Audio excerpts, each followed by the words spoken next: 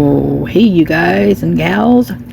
I noticed on one of my videos, I'm gonna start this out because my heater's on, but it's got to be on because it's really cold outside. So I could hear it in one of the other ones, and it didn't sound very good. So I'm gonna try to reduce the noise in this one if it shows up on this one. I'm not sure why I didn't hear it on the other one because I do listen for those things and make sure I remedy it if possible. But anyway. You know, the Brett Kopacka thing's been going on a bit. Lana's been putting some, good cams out there on it, and it's just so sad and so incredibly sick what I believe happened there, and it wasn't. I mean, Brett wasn't doing anything. I mean, you don't even hear him. And they just kept at him and kept at him and kept at him. And when someone's got PTSD, you don't do that kind of thing. You just don't. It just escalates the situation. And I know this just because I used to be a bartender and I used to deal with people that's schizophrenia and all that. And there's a way you go about it. And what they did was not even close to what you would do. In fact, it was actually the opposite. They were actually harming the situation to such an extreme that I don't know if how bad he had it or if he was even there. We don't even know that, right? But the thing is if he was in that mode, that whatever it was that caused him to be so extreme in that, which he was in a war, you guys. He had to do things that we'll never know. We'll never know. And, he served the country and he did things he, had to do to protect the country and to protect us. And look what happened to him. Look what they did to him.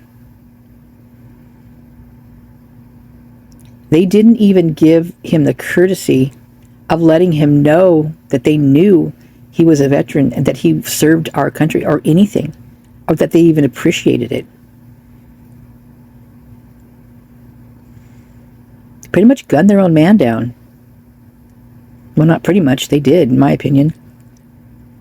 So anyway, I don't know. This thing just popped up. I haven't read it. Haven't even looked into it. Just thought I saw the first part of it. I got pissed off listening to this, and I thought, I'm going to read this one and see what happens.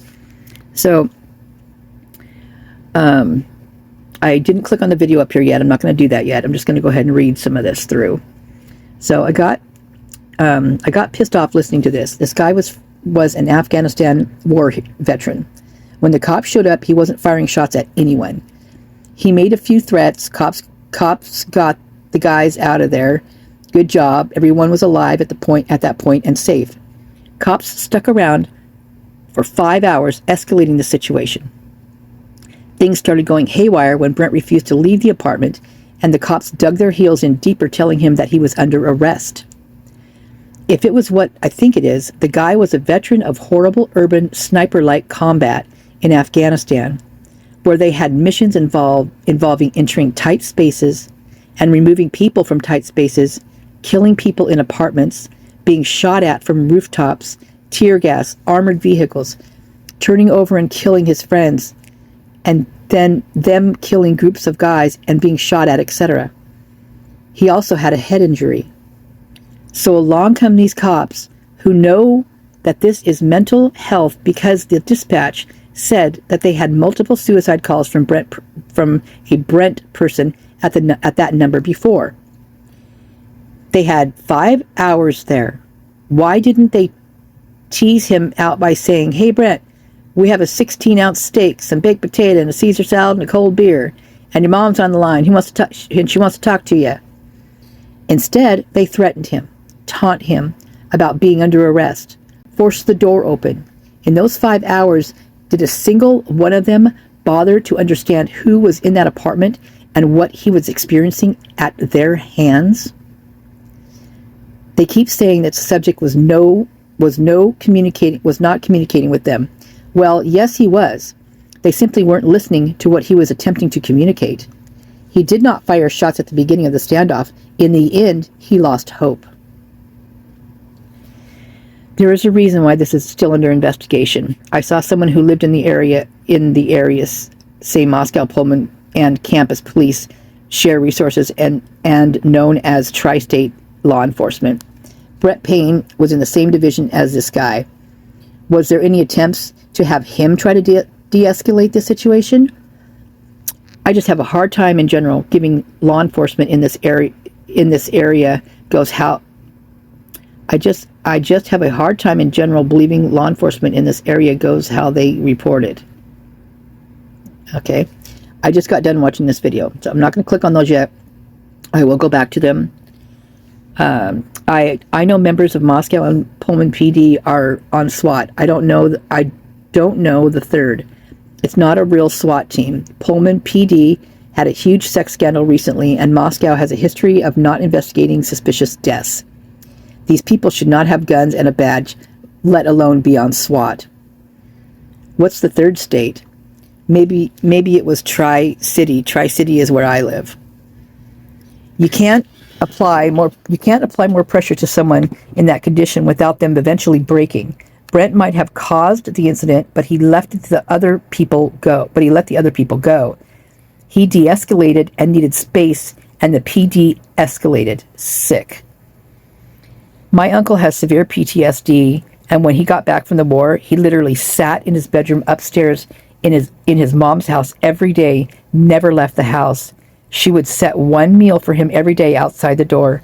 I also dated an ex-Marine for a while. It's absolutely insane what they go through. And he was a blue ribbon condecorated military man, handsome and single. I'm a war veteran and in a small town. There was a shooting in my neighborhood that didn't even involve me. I went outside and tried to help, but by the time I got there, the shooter had already fled the scene and no one had been hurt. Someone who witnessed the entire thing had already called the police, so I went back inside, assuming the situation was taken care of. But about 20 minutes later, the police literally surrounded my house with a SWAT team while I was cooking dinner, and I actually have this recorded on CCTV. I was absolutely dumbfounded by the entire situation. A few weeks went by, and my sister's friend is dating a local police officer, and she said that despite the fact I've never had any criminal history or any trouble with mental health, the local police have put me on a watch list solely because they know I'm a veteran. When the call came over the radio, they just informed a SWAT team to come and kill me, basically. If they had listened to any facts, they would have realized that the shooter wasn't even from the area and was no longer at the scene. It still blows my mind because it's one of those towns that pretends to be super patriotic and encourages young men to join the military, but at the same time, they vilify the hell out of actual veterans. That's sick, you guys. Wow. This guy was a vet with PTSD. His mind was tormented from war. PTSD can trigger thoughts that a person is back at the place they were when traumatized. It's so sad and tragic. He is one of many vets who are victims of the scenes that they've been exposed to, and occasionally it's just so severe things like this can happen. I agree. Yes, he was suffering. There has been little or no information on this case. How bad his PTSD was, it still worked. He still worked on U of I campus for IT. In the video, someone is trying to claim he made previous suicidal calls to 911. Cops claim he took 15 shots. It would be interesting to see photos of the apartment and all those spent cartridges. The cop who said he could hear the gun being cycled must have amazing hearing. And then someone wrote, better than DM. I visit all vets and thank them for their service. I am a Navy brat and grew up with a father who had severe PTSD and other. BK cops obit stated Okay, okay, okay. BK's obituary stated severe. That doesn't mean that doesn't mean you don't function in society. You work, you play, you live your life just managing your issues. I am not 100% on Kopacka being the perp in the murders. However, I do have strong feelings about possible outside involvement and knowledge. The SWAT situation may play a role in that. Referring to the whole gunshot situation during the SWAT incident, I question what kind of gun laws Idaho has, meaning I find it hard to believe that someone with a military record with well-documented mental conditions would be allowed to carry and buy. I would assume he got a gun under the table, maybe. While I do have strong feelings about possible outside involvement and knowledge, same. After listening to all of this, I am convinced that he had nothing to do with the murder of the 4 students. This incident was completely independent. If he had killed the 4 students, the call to the cops about Brent's alleged threats would never have been placed because Brent would have probably strangled his friend before he could place the call. Either that or the call could have been placed. Brent would let his friend go, but he would then quickly literally have gone ballistic, knowing he was surrounded had he killed the victims in Moscow. That makes sense. Yeah, after browsing and thinking over information for a time, I do not believe he was an actual perpetrator.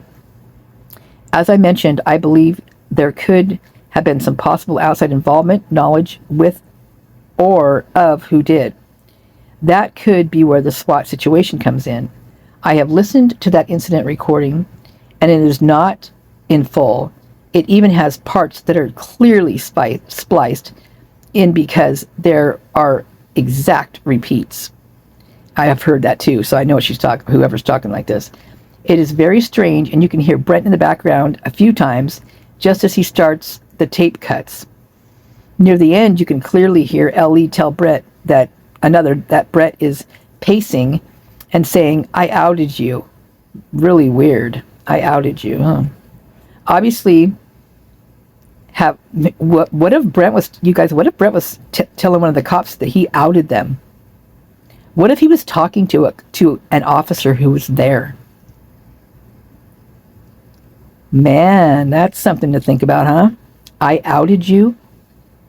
Heard Ellie tell another that Brett is pacing and saying, "I outed you." Really weird. Wow. Obviously have no idea what the whole story is. However, it is only creating more concern when the written report is not being released. It was supposed to be 6 months, but continues to claim it's being investigated. Have no idea if it concerns Ellie or whomever, but considering the possible doubts about BK, it makes me go, Okay, continue this thread. Okay, let me see. I think that the SWAT came about because his being armed and uttering threats created a hostage situation between him and his acquaintance, completely unrelated to the murders on King Street. I don't think that Brent killed them, but may know who did, and it involves someone in law enforcement. Whoa, you guys. SWAT included Moscow PD officers. Maybe he thought he was getting framed for knowing something. If he worked IT at Idaho, maybe he was there when it went out 11/13/23, or that should be 22, I think, right? Maybe he was there yeah. Who knows? We probably will never. Well, who knows? Who knows? We probably will never know the whole story about Kopacka. B-Cop. I like K-pop. K-bop. I know if has. Okay, come on, person. I know it has never been confirmed, however, that he ever worked IT, and his friend Darren Duncan has repeatedly said that it was just rumor and not true. I found it at an earlier local news article, December 2022. It's not there now, of course. Facts get scrubbed quickly. It said he worked at IT at WSU, then worked IT at U of Idaho. Who really knows? A local news article doesn't necessarily mean it's fact either, unfortunately. All comments.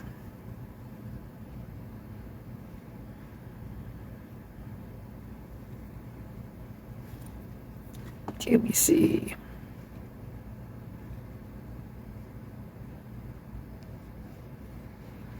This should never have happened. You are a lot more forgiving than I am. Police departments are too heavy-handed. They need to work on communication. When the roommate got out, police de-escalated, but in the course of 5 hours escalated, and suspect killed at their hands. Manner of death was ruled a homicide. Homicides don't just happen. Good point. I thought that too when I read that homicide. I mean, I was like, homicide? That means something, you know, like, I was like, what? Homicide? So, you're not wrong about that. I completely agree with you. I've just seen this type of thing, unfortunately, too many times because of the field I work in. My state's department of mental health. Someone with PTSD can have a full break of reality and enter a psychotic state. Obviously, to their mind, what they see is truly happening. They're the one that can't be reasoned with because unless they get help they need ASAP, it's real to them.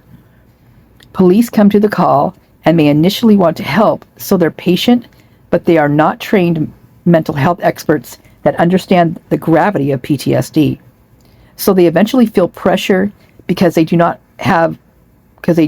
have other lives they're supposed to be working to defend, but they're still at work with a man, life suffering from PTSD. One of them has had it and decides to end the standoff by escalating the situation again. The PTSD victim is killed. I agree. I don't think this pattern will ever end unless our state government, Senate, government realize that financially they're better off hiring trained mental health experts to work with LE in these cases. I agree. Unfortunately, the government is motivated by money rather than lives. Therefore, this can only change if this epidemic, is presented to the government as a financial problem and risk. Which it actually is a financial problem risk because that shouldn't be what motivates change. But it is what it is. Ugh, yeah. It's a matter of finding someone willing to lobby for this cause. And Taylor's back. He is noted as having a traumatic brain injury. We have seen that linked with impulse control and antisocial behavior. Football players and the Phineas Gage, I think. Does this not really matter in addition to PTSD? Also, it is possible he received poor treatment and support. Oh, wow, yes, PTSD plus TBIs are definitely a more lethal combination. TBIs often create hostile and violent behavior, so adding that element to severe PTSD is literally like having a ticking time bomb. I don't know if you've seen the documentary about Aaron Hernandez or the photo of his brain after his autopsy, but it was eye-opening and heartbreaking. The longer Aaron H. was alive, his behavior grew darker, more violent, and escalated, factoring those things with little to no impulse control, and it makes sense how it becomes a deadly disaster. My heart goes out to Brent's family and friends. It's also painful to lose someone we love, but with such a complicated scenario like his, just adds layers to their pain. I hope they find healthy ways to grieve and find healing. What a tragic story. Edited to add. It's very possible he did receive treatment and support, but his brain was already too damaged to respond. It's also possible He just never found the treatment helpful for him. Different people respond to different therapies, treatments. That's one of the other challenging parts of these kind of brain disorders. It often takes trying multiple treatments for resolution, progress, but the person suffering has little energy to spare to focus on repeatedly trying. EMDR therapy has shown to be one of the most helpful therapies for PTSD. I was diagnosed with PTSD myself and nothing has helped me besides EMDR. But there's no therapy to reverse a TBI. Brett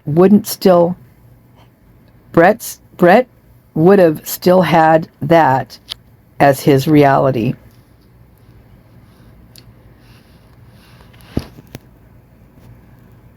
That's his reality.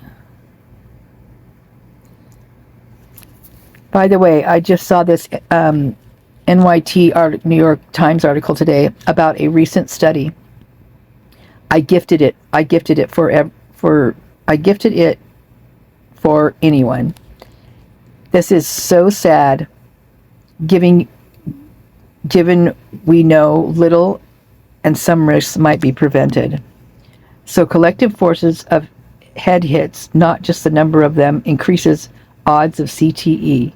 The largest study of chronic traumatic and encephalopathy to date found at the cumulative force of heads hit absorbed by players in their careers in this best predictor of future brain disease. Dang, man. That was a hard one to read. Thank you, serious condition. I'm a nurse and I let my son play contact sports. I had a hard time convincing the coaches that it's a real thing. And he was a VA, not a millionaire who played football. No way this poor guy got the care he deserved. Yep. Thank you for your thoughtful reply. I was not sure which A. Hernandez documentary was best to watch. I had hoped they did not emphasize the very negative aspects without context. I will check out one. So let's see what this is right here.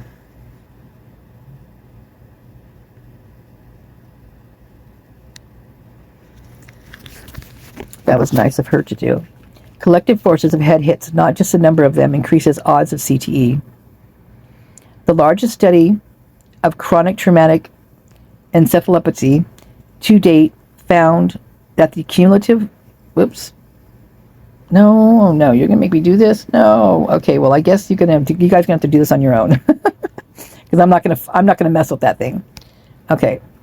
So let's go back to view all comments. Okay, so reality. I think loneliness and no friends were too much to cope with, far from his family and no job.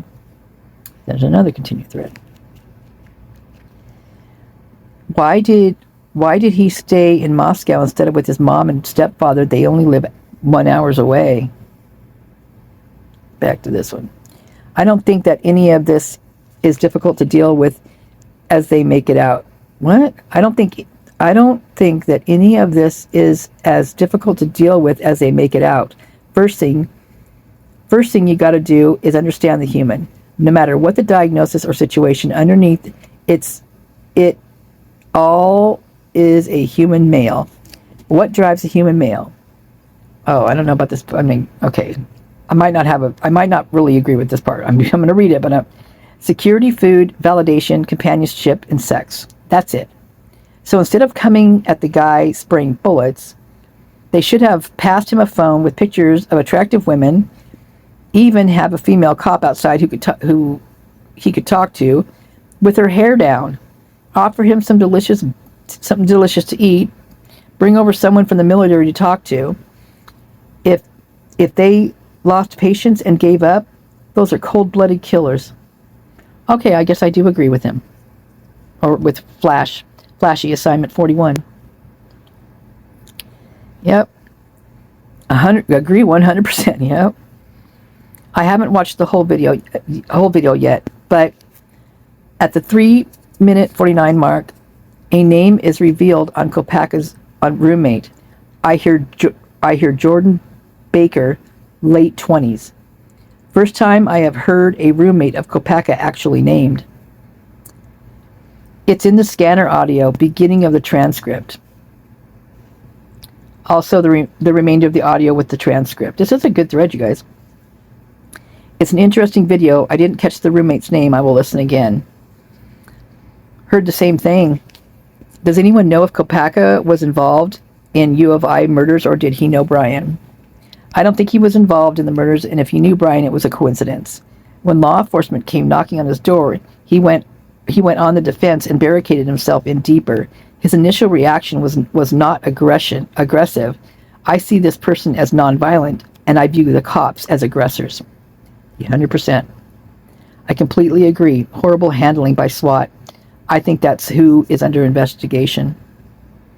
I think we will find he knew Brian. I think they had a mutual acquaintance, the real murderer, who manipulated them and likely was the cause of Brent's behavior in December and his ultimate killing. If Brian knows the real murderer, then he has named that person to the defense team, and they have looked into it. My sister-in-law works in a DNA crime lab, and she basically said that in some way, shape, or form, that is his knife sheath. He handled it at some point. For all we know, he could have kept it in his car, and it got stolen. People steal tools out of cars and yards all the time, especially in Moscow, my God. Or it could have been Ethan's knife, or one of his fraternity brothers, and Brian handled it at the social event at one point. True? So if Brian can't readily identify a suspect, that is probably why, but I am skeptical that any of this has to do with Brent Kopacka. It's being discussed that there was a cross-contamination, which happens often, but I am skeptical that any of this has to do with Brent. I would say Brent knew inside looking, though. Did you see where he posted as I see you with a photo of an eye, just like the photo inside looking, just like the photo inside looking had? And those GPS coordinates he posted, they have to do with the locations that the real killer was associated with, I feel. He might not have had a thing to do with anything except he knew the real killer, and maybe the real killer messed with his head after the murders, saying he was a suspect or something, and that's what caused poor Brent to go off his head and get taken down. Kind of hard to say they don't know each other when a Brian K. left a message on Kopacka's online obituary. Oh, come on, people. They don't think that someone could just go in and do that? That just blows my mind this person said that. Oh my God. My sister-in-law works in a DNA crime lab, and she basically said that in some way, shape, or form, that's a knife is issue. Did I just read this? I did. That is not what I said. Wait. My sister-in-law works. Oh wait, hold on.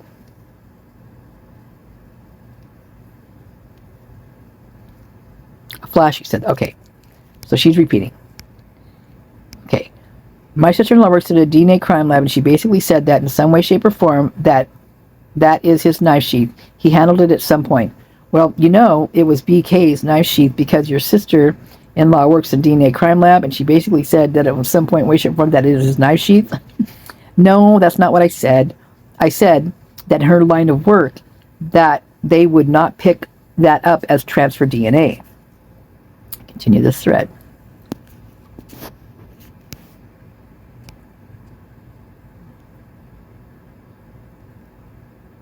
Okay.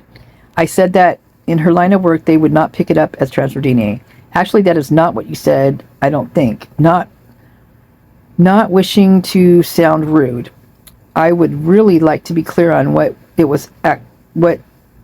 exactly your sister-in-law said, though. What your sister-in-law actually... Ugh. Okay.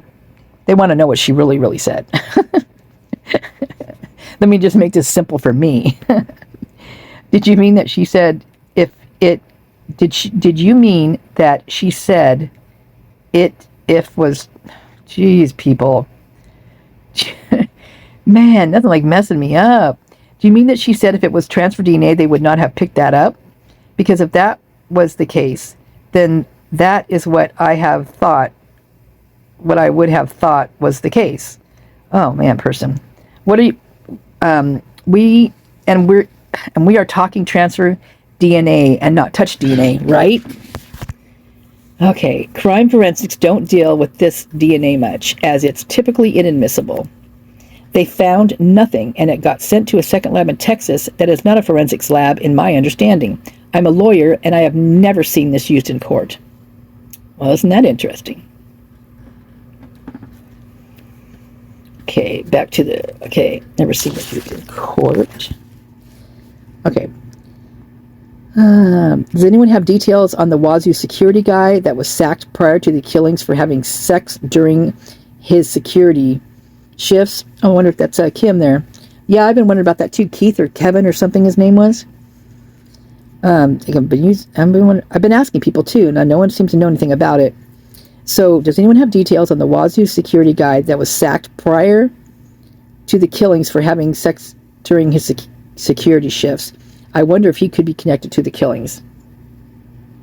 So I posted a video in another thread from Sleuthy Goosey about BK. The subject of BLK came up as she said she listened to the scanner recording. She said she tried to get information about BLK incident and all have been denied. She said she was trying to get information about BLK incident and all have been denied. Not surprising. And if they would have left and he would have went out and killed someone, y'all would be blaming the cops for not doing something about him when they were there. He threatened to kill his roommates.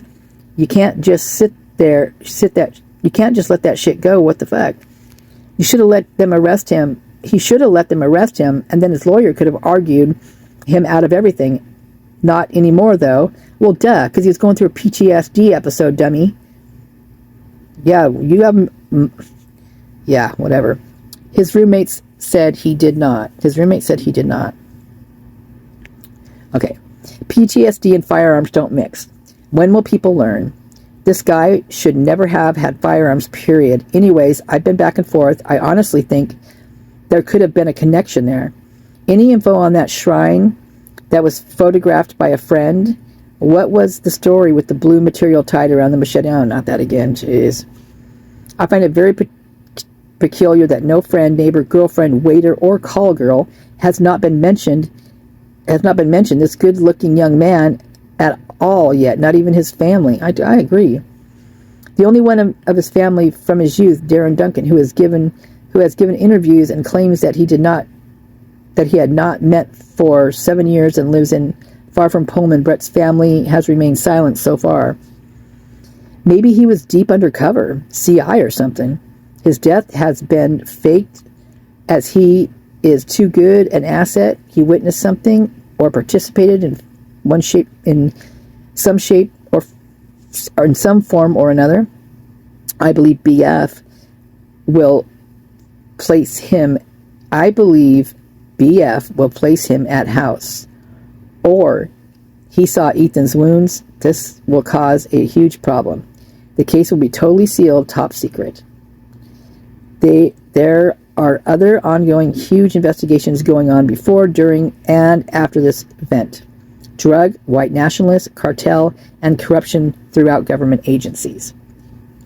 I think this is very peculiar. I think this is very peculiar that nobody mentioned that Brent and Brian lived in PA and had moved recently to Pullman. Brent arrived there 1 month before Brian. Yeah, I thought about that. Both of them single. I wonder if they were secret lovers. Nothing wrong about that. Oh my. That doesn't seem too far out of the realm of possibility. I also wondered if that's where BK got the knife from. Look under his LinkedIn to the people he knew at the bottom. Also take a gander at who wrote at his funeral on his funeral book. Brent had no girlfriends? Is it possible that he was gay? He was a very good-looking man. The more I learn about that town, the more research I do, the more I realize their police force seems to be seriously corrupted in a lot of ways! ! Twice. The ex-Marine that I dated told me that he would be so hungry, but when they were out in the tanks, he would look down at small, skinny, starving children, and matter how hungry he was, he would throw food off the truck to them. Aww. PD is hiding the 911 call. 2 roommates said he never threatened to kill them. Were there more than 2? This incident, coupled with the Idaho 4, is very shady. Idaho has big law enforcement problems. Not safe there. The police claimed they had everyone evacuate the complex. They did not. It's another law enforcement lie. So true. Okay, let's go back up. Watch your eyeballs. I'm going to scroll. Find some little whatever videos. I'm not sure what videos they're clicking on here or doing. Okay, so what's this one? Oh, those are the scanner ones. So let's go. I'm just going to go right back to the top. Yeah. Okay, let's see what this one is.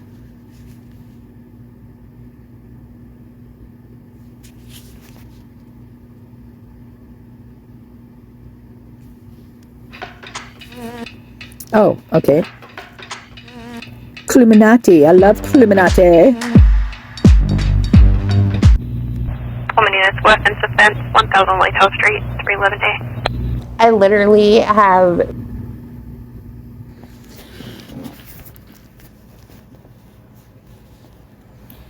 Okay, you guys, I'm going to link all these videos in the description, but I'm not. I'm going to just link the thread to, what should I do? I'll try to link the videos too, because I don't know, some people are not on Reddit or whatever, and they don't want to go through that, so I'll try to link the videos as well. But I'm going to link that Reddit thread also, so that you can just click on it, and all the videos will be dropped down into there. But I love Illuminati. She's great, and I've listened to this, and she worked hard on this. She cut a lot of stuff out. She's got great audio on here, so give her a shout. And it's weird. I'm subscribed to her, so I'm not sure why it's showing that I'm not subscribed. Oh, I know why. So this is the way. It's so weird how it does this. When I go through a different site to get to YouTube,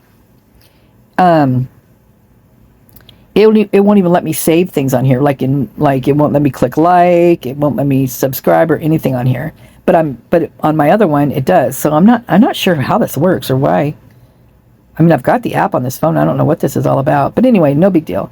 You guys didn't need to know that, but now you do. So shut up, bubbly. Shut up. All right, we're going back. Oh, dang it. I should have grabbed that link. Okay. So let me see what the next link is here.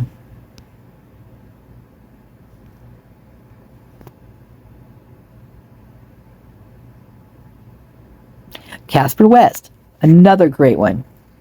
He's very good. Love this guy. He's kind of been off the radar for a while, but he pops up. He just popped up the other day with some stuff, so that's good. I also missed subconscious mouth. Wait, is that what it's called? Now I got... Anyway, this is a very good video. This is showing... Okay, let me tap it here.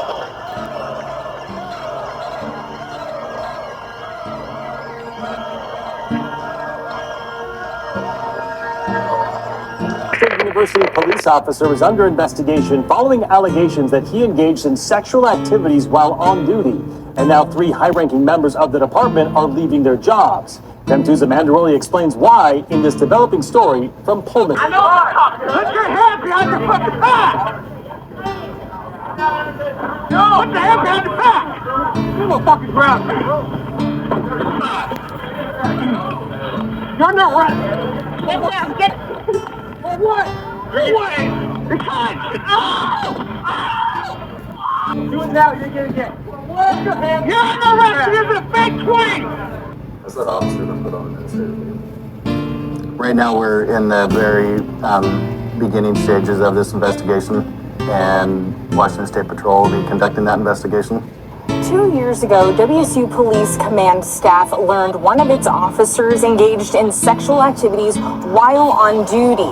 That command staff conducted an internal investigation instead of reporting this to the university.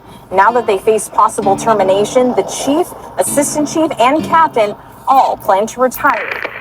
Okay, you guys, so I'm going to go ahead and link this one too. Great stuff. He's like I said, he's got some great stuff, and this one's really good.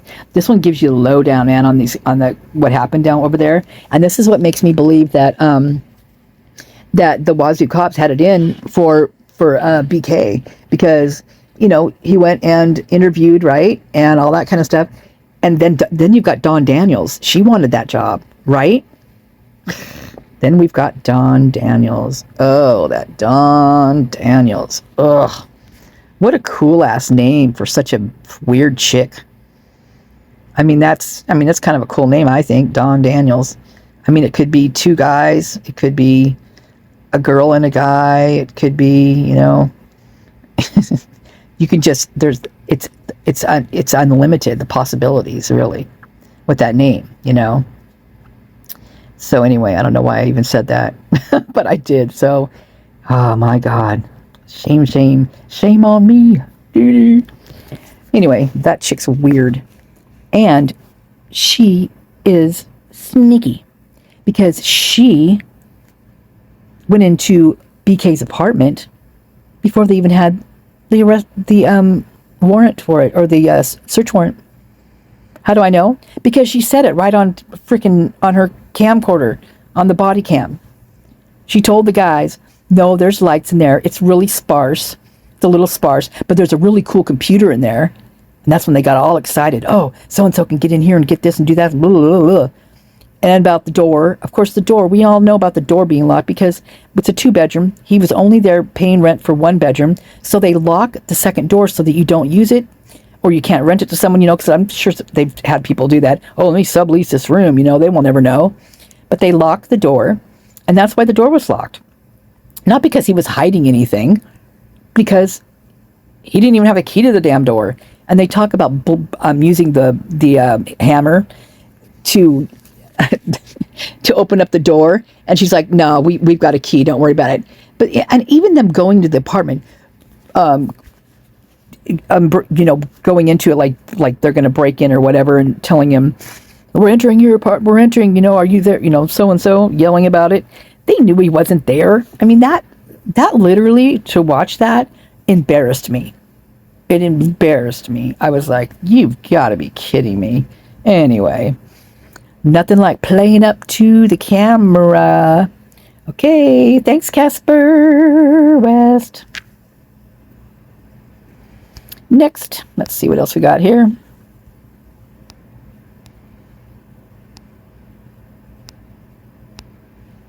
I think the other ones were the scanner stuff, is what the last ones were. Let's see. Oh, this is a transcript of it, maybe?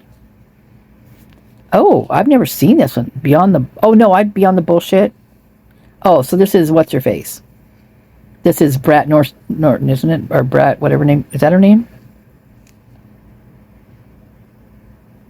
But these are good. This is good too. This is a good one. Why can't I hear it?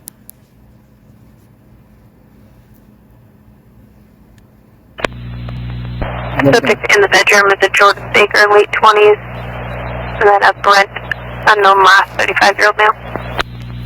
And which one supposedly has a gun? First, a Brent is outside the bedroom, possibly with a gun. Woman 47, clear the other call. Interrupt to weapons. 2040. 406 here in traffic. 2041. Woman 468, I see the one male got out of the apartment. Do you have a way to contact anyone so you can get him to move a ways away from the building? We'll call back. 68's arriving. Walking in from Benoit.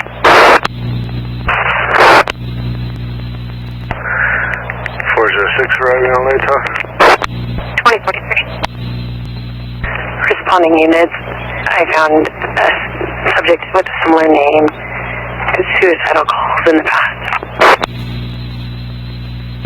Copy. I see a light turning on and off in one apartment. It might be it, but I got the direction right. 10-9. Woman 468, any luck on find that other person that's got out. My partner's talking to him now. I'm trying to get exact location. 47 in the area. Oh, 406. Go ahead. If there's any available WCPD units, if they could respond from the Bishop side and park near this unrented building and walk in. 2045. 468 Pullman. Go ahead. Jordan's in the back parking lot. Dark gray jacket, blue pants, red and black striped shirt. He's the one speaking with my partner. He's the one that got out. Copy. 06 American, go contact him. Right.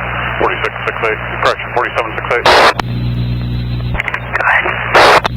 I believe it's going to be the top floor at your end. I saw a light coming on and off. If you want to keep an eye on that. So I'm using the exterior until we figure out what we got. Copy. 447406. Go ahead.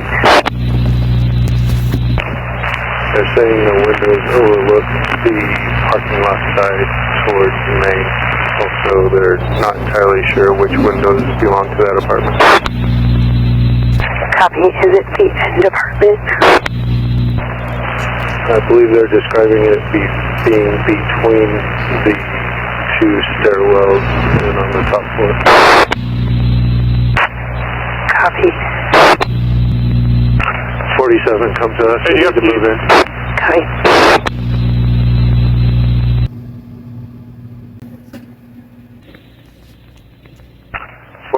Come to us. You have to move in. Copy.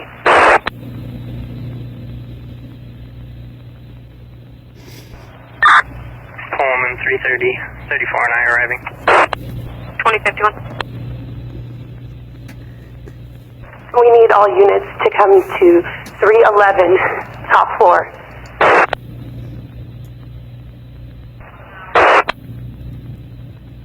06-330, do you need any less lethal options like a 40? 4768. Go ahead. We're just trying to confirm that we have everybody out except the armed subject. Copy. Pullman 406. Go ahead. If you could activate SWAT, we need people to respond for a barricaded male with a gun. 2054. 0647, I'm going to be en route to go get a shield. Did you want us to start working on getting the parking lot so nobody can come in or out? Yes, but that's a lower priority. Maybe you can have this year. Are you going to work on that? Copy. 330-47, did you copy?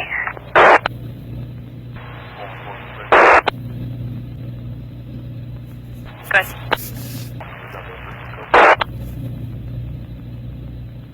If it's possible, can you repeat? That was really scratchy.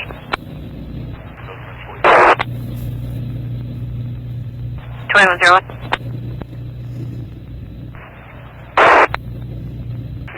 406. Go ahead. How many do you have working? Quattro.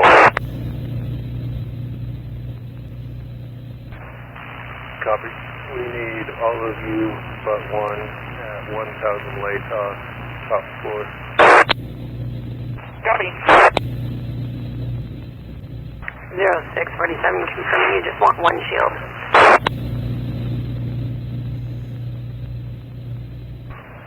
If you're able to bring both, but one would be good. Copy.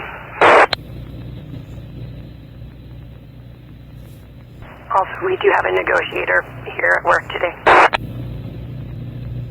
Pullman 464. Go ahead. 46675764 on duty at the station. Okay, you guys, as you can see, this is 2 hours long. So I'm going to let you listen to it yourself. But there's one thing I wanted to say just now in here was when they're saying get all units to the top floor. Well, isn't that where the shooter is? Isn't that where he's shooting from? I mean, why? Is that how that works? You go straight up right in front of where all the gunfire is, if that's indeed what's going on? Is that protocol? Get everybody up to the to the top floor. I mean, I don't know. That doesn't make sense to me. But none of this does. So this is the long version, but it's pretty clear. It's pretty good. She did a good job on this. So give her a like when you're there and a subscribe if you haven't. I'm not sure what else she's got on here, but let's see.